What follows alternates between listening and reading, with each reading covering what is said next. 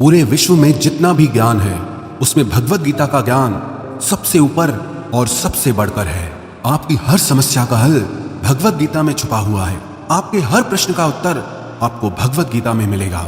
जिसे भी भगवत गीता का ज्ञान समझ में आ गया वो जिंदगी की बड़ी से बड़ी समस्या को भी हंसते हंसते पार कर जाएगा। सारे वेद शास्त्रों का सार भगवत गीता के ज्ञान में समाया है। सर्वो उपनिषदो गावो दोग्धा गोपाल नंदन पार्थो वत्स सुधीर भोक्ता दुग्धम गीतामृतम महत। इस श्लोक का अर्थ है कि सारे उपनिषद गायों का रूप हैं। सर्वो उपनिषदो गावो दोग्धा गोपाल नंदन, उन उपनिषद रूपी गायों को दोहने वाले स्वयं गोपाल नंदन श्री कृष्ण हैं। पार्थो वत्स सुधीर भोक्ता, और अर्जुन वो बछड़ा है जिसे श्री कृष्ण ने गीता का वो ज्ञानामृत पिलाया था।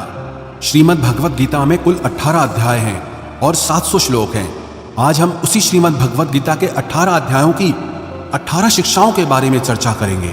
जो भी इन 18 शिक्षाओं को समझ लेगा उसे जिंदगी का सारा ज्ञान समझ में आ जाएगा, जिंदगी का सार समझ में आ जाएगा। श्रीमद् भगवत गीता की पहली शिक्षा यह है कि सच्चा इंसान झूठे इंसान से तब तक नहीं जीत सकता जब तक वो झूठ, अन्याय और गलत के खिलाफ खुद लड़ने के लिए खड़ा नहीं होता। कई लोग कहते हैं कि आज के जमाने में झूठा जीत जाता है और सच्चा हार जाता है, लेकिन ये सच नहीं है। झूठा इसीलिए जीत जाता है क्योंकि सच्चा इंसान अपने प्रति होने वाले अन्याय के खिलाफ आवाज ही नहीं उठाता। अगर सच्चा इंसान अपनी आवाज नहीं उठाएगा तो लोग झूठे इंसान की आवाज को ही सच समझ लेंगे। पांडव सच्चे थे, हमेशा धर्म पे चलते थे, कभी जिंदगी में कोई अधर्म नहीं किया, फिर भी सबसे ज्यादा दुख उन्हीं को सहना पड़ा।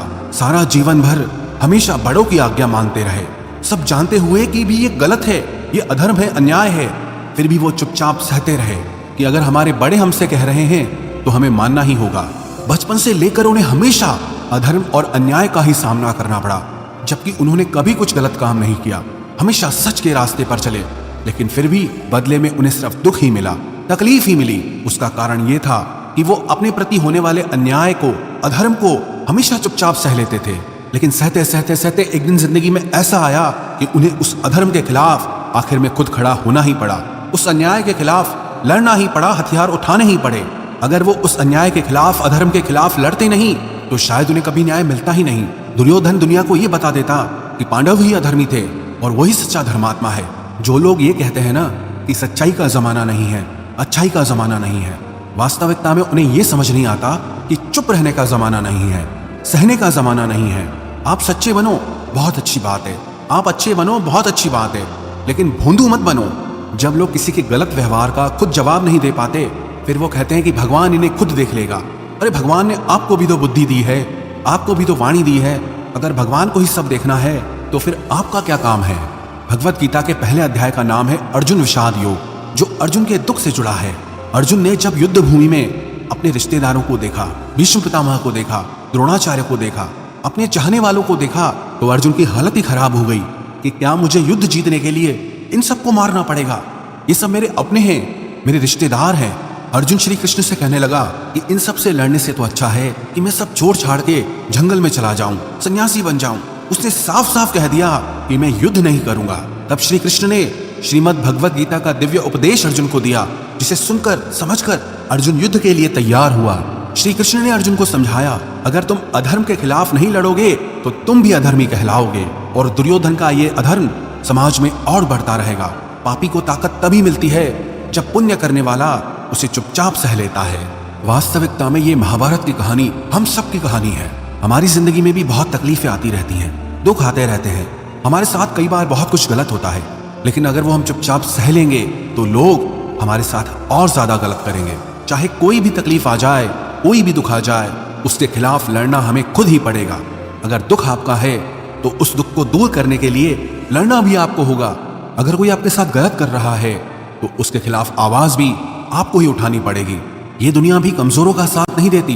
अगर आप में कुछ शक्ति है तभी कुछ लोग भी आपके साथ खड़े होंगे। अगर आप ही कमजोर हैं तो कोई आपका साथ नहीं देगा। तो श्रीमद् भगवत गीता की इस शिक्षा को जिंदगी में गांठ बांध कर रख लो कि अगर कोई हमारे साथ गलत करता है उसे सहना नहीं है बल्कि उसका सामना करना है। अगर कोई दुख आया है तो उससे डरना नहीं है बल्कि उसका सामना करके हमें जिंदगी में आगे बढ़ना है। श्रीमद् भगवत गीता की दूसरी शिक्षा यह है कि आप जिसमें जितना ज्यादा अपनापन और मोह रखोगे वही इंसान आपको सबसे ज्यादा रुलाएगा। वास्तविकता में जो श्री कृष्ण ने गीता का ज्ञान आरंभ किया, उसका असली कारण था अर्जुन का मोह। अर्जुन जैसा वीर और बहादुर योद्धा अपने मोह के कारण कमजोर पड़ गया था, अपने आप से ही हारने लगा। पांडवों ने जिंदगी भर दुख ही दुख सहा। उसका एक ये भी बहुत बड़ा कारण था कि उन्हें अपने स्वजनों में बहुत मोह था, अपने परिवार में बहुत अपनापन था। उन्हें किसी और बाहर वाले ने दुख नहीं दिया था, उन्हें उनके अपनों ने ही रुलाया था, उन्हें उनके अपनों ने ही दर दर पे भीख मांगने के लिए मजबूर कर दिया था। आप अगर अपनी जिंदगी की तरफ गौर करेंगे तो आपका ये अपनापन, आपका ये मोह आपको खुशी नहीं देता, बल्कि जिंदगी भर आपको रुलाता रहता है, आपको दुख देता रहता है। हमारे दुख सुख का कारण हमारे मन का मोह है। सारी दुनिया में लोगों के साथ कितने ही हादसे होते रहते हैं, लेकिन हमें कुछ खास फर्क नहीं पड़ता। बस जैसे एक ब्रेकिंग न्यूज सुन ली कि यहाँ तूफान आ गया, कहीं आंधी आ गई, कहीं लोग मर रहे हैं, बस 2 मिनट के लिए लगता है, फिर किसी को याद भी नहीं रहता कि क्या हुआ है। लेकिन जिसे हम अपना मानते हैं, उससे जरा सी चोट आ जाए, अगर उसे कुछ हो जाए तो दिल को बहुत तकलीफ होती है। दुनिया के व्यवहार का हमें इतना दुख नहीं होता जो अपनों के गलत व्यवहार का हमें दुख होता है। दुनिया की बातों से इतनी चोट नहीं पहुंचती जितना अपनों की बातों से चोट पहुंचती है। याद रखना, जिससे भी आप जितना गहरा जुड़ोगे उतना ही ज्यादा आपको दुख भी झेलना पड़ेगा, और इस दुख से आप भाग नहीं सकते। अगर आप मोह जाल में फंसे हुए हो तो अक्सर आप उस इंसान को रोते हुए ही देखोगे जिसने किसी से बहुत ज्यादा मोह और अपनापन किया है। माँ बाप को देखो तो बच्चों की वजह से रोते हैं कि इतनी दुआएं रख के बच्चों को पैदा किया, जिंदगी भर बच्चों को पालने के लिए न जाने कितनी कुर्बानियां दी हैं, कितने बलिदान किए हैं, लेकिन वही बच्चे आज हमें खून के आंसू रुलाते हैं, क्योंकि अपने हैं ना, और अपना ही सबसे ज्यादा रुलाता है। प्रेमी प्रेम की वजह से रोते हैं कि इतना प्रेम किया और बदले में मुझे छल मिला, इतना प्रेम किया और बदले में मुझे पीड़ा मिली है। आप अगर किसी से बहुत ज्यादा दिल लगा लोगे, बहुत ज्यादा अटैच हो जाओगे, तो अंत में दुख तो आना ही आना है। सच तो यह है कि आप जिसे अपनी जिंदगी में सबसे ज्यादा स्पेशल बना देते हो, सबसे तेज थप्पड़ आपको वहीं से पड़ता है। कई लोग कहते हैं कि मुझे ऐसे इंसान ने धोखा दिया जिससे मुझे ऐसी कोई उम्मीद ही नहीं थी। अब धोखा क्यों मिलता है? क्योंकि आप किसी इंसान को अपनी जिंदगी में वो जगह दे देते हैं जिसके वो लायक ही नहीं होता। आप किसी पर इतना ज्यादा भरोसा कर लेते हैं जिसके वो लायक ही नहीं होता। तो ये गलती सिर्फ उसकी नहीं, आपकी भी है कि आपको किसी से इस कदर जुड़ना ही नहीं चाहिए कि आपको आगे चलकर दर्द सहना पड़े, तकलीफ सहनी पड़े। इसलिए संसार में किसी में भी सुख की वजह मत ढूंढो। अगर किसी को अपने सुख का कारण बनाओगे तो वो आपको दुख जरूर देगा। श्रीमद् भगवत गीता की तीसरी शिक्षा यह है कि जिंदगी में कभी भी इतना नहीं सहना चाहिए कि सामने वाला आपको कमजोर समझ ले और आपकी कमजोरी का फायदा उठाकर आपको बार बार चोट पहुंचाता रहे। माना कि मूर्खों से बहस करना अच्छा नहीं, हर किसी को जवाब देना अच्छा नहीं, लेकिन हर जगह पे चुप रहना भी आपको जिंदगी में बहुत तकलीफ दे सकता है। चुप सिर्फ इतना रहना चाहिए कि आप वीर दिखो, इतना नहीं कि लोग आपको कमजोर समझने लग जाएं। श्रीमद् भगवत गीता की चौथी शिक्षा यह है कि जो लोग छोटी छोटी बातों पर बहुत जल्दी क्रोध में आ जाते हैं, उनका वो गुस्सा, उनका वो क्रोध आखिर में उनको बर्बाद कर देता है। जो लोग बहुत जल्दी गुस्से में आते हैं, सबसे पहले तो उन्हें अपने रिश्तों में कभी सच्चाई नहीं मिलेगी। सब ऐसे लोगों से डरते रहते हैं कि न जाने उसको किस बात पे गुस्सा आ जाए। ऐसे ही लोगों के बारे में हम सुनते हैं कि अचानक से हार्ट अटैक आ गया, ब्लड प्रेशर हाई हो गया। ऐसे लोगों की जिंदगी ही छोटी हो जाती है। ऐसे लोगों को दुनिया मेंटली अनस्टेबल समझती है, शॉर्ट टेम्पर समझती है कि पता नहीं इसको कब क्या हो जाए, इसे कुछ ना ही बोलो तो अच्छा है। जैसे हर जगह पे चुप रहना ठीक नहीं, वैसे ही हर बात पे गुस्सा करना भी ठीक नहीं। कहाँ चुप रहना है, कहाँ बोलना है, इन सब बातों का ज्ञान, इन सब बातों का विवेक श्रीमद् भगवत गीता सिखाती है। श्रीमद् भगवत गीता का 5वां उपदेश यह है कि किसी भी चीज का अत्यधिक सेवन नहीं करना चाहिए। किसी भी चीज को इतना ज्यादा यूज मत करो कि आपको उसकी आदत लग जाए, आप उसके एडिक्ट बन जाओ। चाहे वो नशा हो, जुआ हो, ज्यादा खाने की आदत हो, ज्यादा सोने की आदत हो, या सारा समय पलंग पे पड़े रहने की आदत हो, या बहुत ज्यादा मोबाइल चलाने की आदत हो, या दिन भर टीवी देखने की आदत हो। ये आदतें ना आपको एक गुमनाम दुनिया में धकेल देती है जहां सिर्फ आप अकेले ही होते हैं। आप कभी गौर करना, जिस इंसान को भी किसी चीज की बहुत ज्यादा आदत पड़ जाती है वो अपने में ही खोया रहता है। कई लोग मोबाइल में इतने डूबे रहते हैं उन्हें होश ही नहीं रहता कि बाहर की दुनिया में हो क्या रहा है, मेरे आसपास क्या हो रहा है। किसी चीज का उपयोग करने में और किसी चीज की आदत लगा देने में बहुत अंतर होता है, और यही विवेक आपको जिंदगी में रखना है। मोबाइल फोन का आविष्कार इसलिए हुआ था कि आपका समय बच सके। लेकिन अगर आप अपना सारा समय ही मोबाइल में लगा दोगे तो जिंदगी के जरूरी काम आप कब करोगे? और ये बात सिर्फ मोबाइल की नहीं है, आदत चाहे कोई भी हो, चाहे आप किसी इंसान की आदत लगा लो, अगर वो इंसान आपसे दूर हो जाएगा तो भी आप हमेशा दुखी रहोगे। इसलिए अपने मन को किसी भी चीज की आदत मत लगने दो। आदत का मतलब यही होता है कि आप उस चीज के, उस इंसान के गुलाम बन गए हो, आप उसके कंट्रोल में आ गए हो, वो मालिक बन गया है और आप उसके नौकर बन गए हो। लोगों को नशे की ऐसी लत लग जाती है कि उसके बिना रह नहीं पाते हैं। आप अपने मन को ऐसा बनाओ कि उसे किसी की भी आदत ना लगे और आप अपने मन को खुद ही संभाल सको। श्रीमद् भगवत गीता की छठी शिक्षा यह है कि जिंदगी में जब भी कोई मुश्किल आए या कोई आपका साथ ना दे, आप अकेले पड़ जाओ, तो ऐसे मुश्किल वक्त में ईश्वर से प्रार्थना जरूर करनी चाहिए। श्री कृष्ण ने अर्जुन से कहा, तेषाम अभियुक्ता नाम योगक्षेमम वहाम्यहम्। जो इंसान मुझ पे डिपेंड हो जाता है उसकी हर जरूरत मैं पूरी करता हूँ, उसकी हर तकलीफ को दूर करने में मैं उसकी मदद करता हूँ।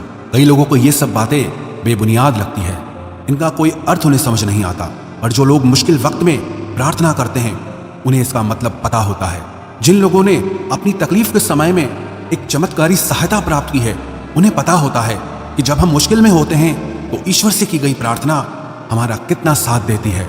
लेकिन सच्चे दिल से अगर आप प्रार्थना करोगे तो वो ईश्वर आपका साथ जरूर देगा। कई लोग कहते हैं कि हम प्रार्थना में जो मांगते हैं वो हमें मिलता ही नहीं है। आप प्रार्थना कर रहे हो या भीख मांग रहे हो, प्रार्थना का मतलब होता है कि हे ईश्वर, मुझे शक्ति दो ताकि मैं अपने दुखों से लड़ पाऊं, उनसे बाहर निकल पाऊं, जिंदगी की मुश्किलों को पार करके आगे बढ़ सकूं। प्रार्थना का सीधा सा मतलब यही है, आपको आपके दुखों से पार निकलने का मार्ग दिखाते हैं, दुखों से पार निकलने की शक्ति देते हैं, और कई बार तो न जाने किस रूप में आकर के आपकी सहायता भी कर देते हैं। कई लोग तो हैरान रह जाते हैं कि जब हम तकलीफ में थे, न जाने कौन इंसान आया और आकर के हमारी मदद करके चला गया। जहां हमारे अपनों ने भी हमसे मुंह फेर लिया था, कोई अजनबी आकर के हमारी मदद करके चला गया। ये सब आपकी प्रार्थनाओं का फल होता है कि जब आप तकलीफ में होते हैं तो वो ईश्वर आप तक वो सहायता किसी न किसी तरह से पहुंचा ही देते हैं। इसलिए जिंदगी में जब भी कोई मुश्किल वक्त आए उस समय पे ईश्वर को प्रार्थना जरूर करनी चाहिए। श्रीमद् भगवत गीता की 7वीं शिक्षा वो बहुत प्रसिद्ध है, इसे सब लोग कहते सुनते रहते हैं, लेकिन उसका अर्थ किसी को समझ नहीं आता कि कर्म करो और फल की चिंता मत करो। इसका मतलब ये नहीं है कि जो मन में आए करते जाओ और कहो कि जो होगा देखा जाएगा, अभी तो मजे कर लो। गीता में ही तो लिखा है कि कर्म करो और फल की चिंता मत करो, फिर चाहे किसी के साथ गलत कर दो, चाहे चोरी कर दो, चाहे कोई पाप कर दो। लेकिन इस शिक्षा का ये मतलब नहीं है, और ना ही शिक्षा का ये मतलब है कि आप किसी काम को लगातार करते रहो, चाहे उसका कुछ रिजल्ट निकले या ना निकले, क्योंकि गीता में ही तो लिखा है कि कर्म करते रहो, फल की चिंता मत करो। किसी बात को सुनना और उसे समझना दोनों बहुत अलग बातें होती हैं। कर्म करो और फल की चिंता मत करो, इसका अर्थ यह है कि अगर आप किसी के लिए कुछ करते हैं तो बदले में उससे कोई उम्मीद मत रखो, क्योंकि जब आप किसी से उम्मीद लगा लेते हैं कि मैंने इसके लिए इतना किया है तो ये भी मेरे लिए करेगा या मेरे मुश्किल वक्त में काम आएगा, लेकिन आपकी मुश्किल वक्त में वो इंसान आपकी उम्मीद तोड़ देता है। ये दुनिया बहुत अजीब है, आप किसी के लिए कुछ भी कर लो, लेकिन आजकल के लोग किसी के एहसान को बहुत जल्दी भूल जाते हैं। वास्तविकता में आप जैसा लोगों को समझते हो, लोग वैसे होते नहीं हैं। आप अगर किसी की मदद करते हो या उसका साथ देते हो तो आजकल के जमाने में किसी से भी ये उम्मीद मत रखना कि वो भी आपका साथ देगा। इसीलिए गीता में ये उपदेश दिया गया है कि कर्मण्येवाधिकारस्ते मा फलेषु कदाचन, कि आपका अधिकार सिर्फ कर्म करने का है, उसके फल पे आपका अधिकार नहीं। जो आपने किया उसका बदले में क्या रिजल्ट आएगा आप उसे कंट्रोल नहीं कर सकते।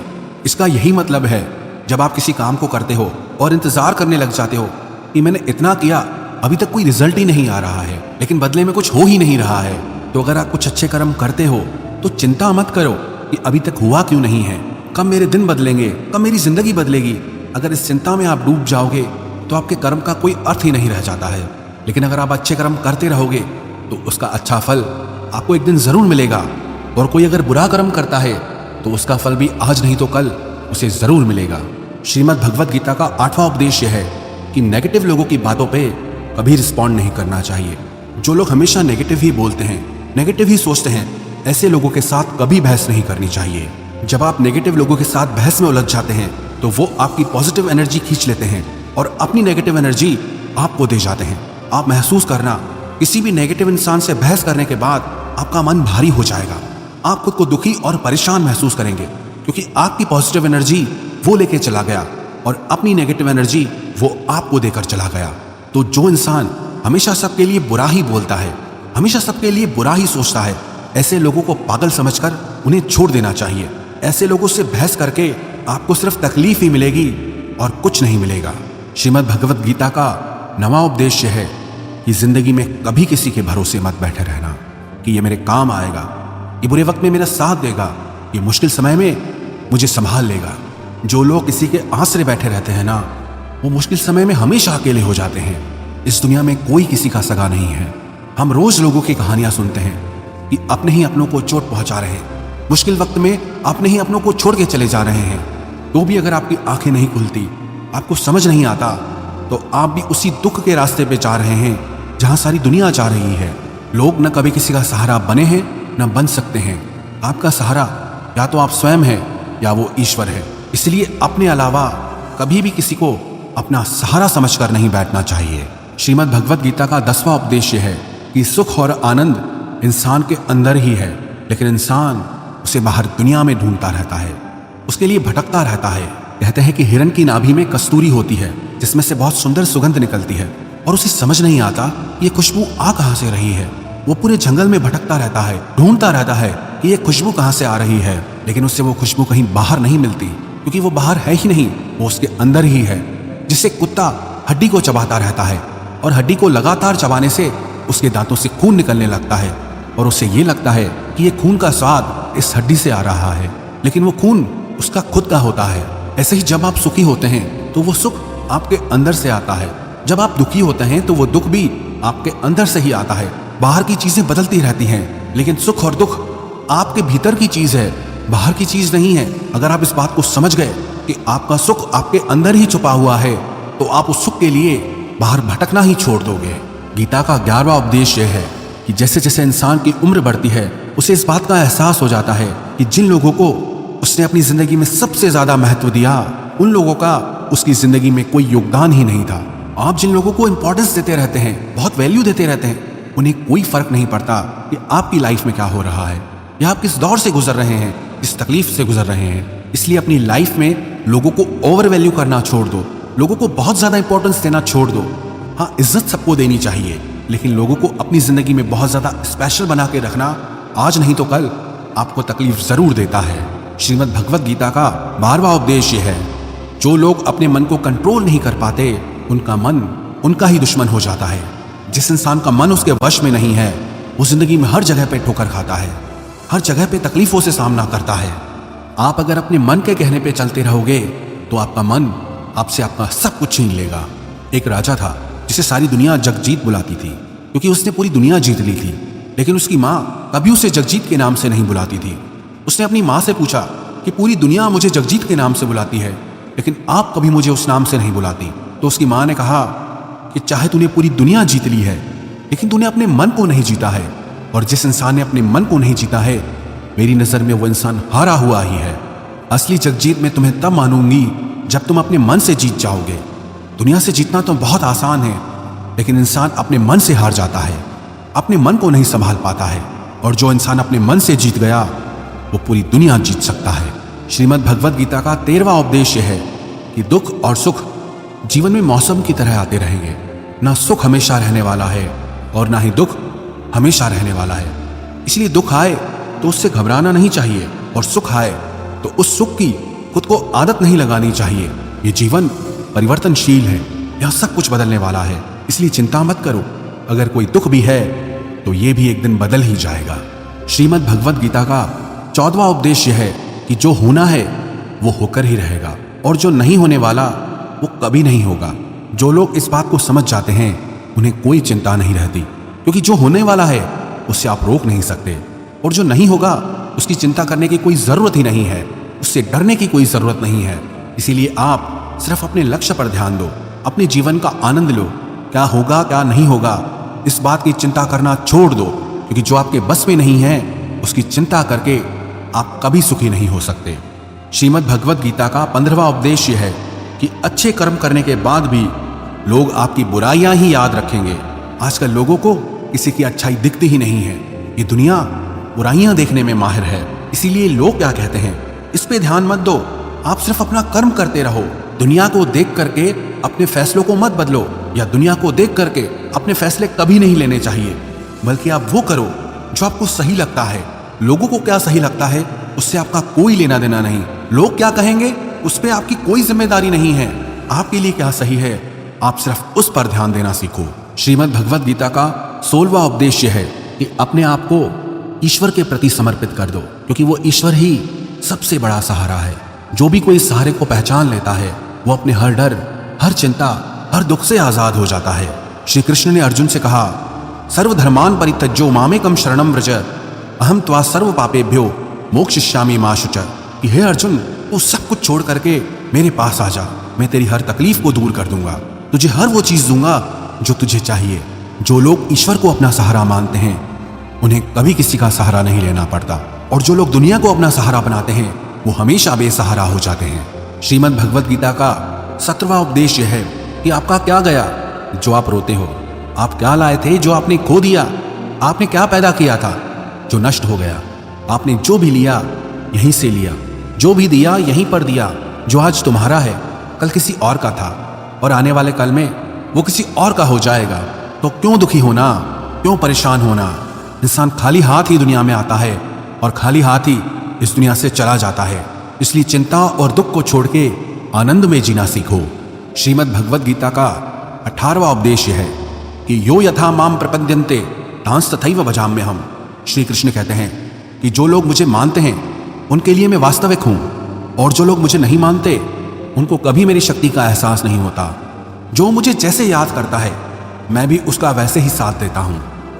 कोई मुझसे प्रेम करता है तो मैं भी उससे प्रेम करता हूं। कोई अगर सबको छोड़ के मुझे सहारा बनाता है तो मैं भी उसको कभी किसी का मोहताज नहीं होने देता। श्रीमद् भगवद गीता की इन 18 शिक्षाओं को जो भी इंसान समझ जाएगा उसकी पूरी जिंदगी बदल जाएगी। ये 18 शिक्षाएं आपको जिंदगी के हर मोड़ पे काम आएंगी।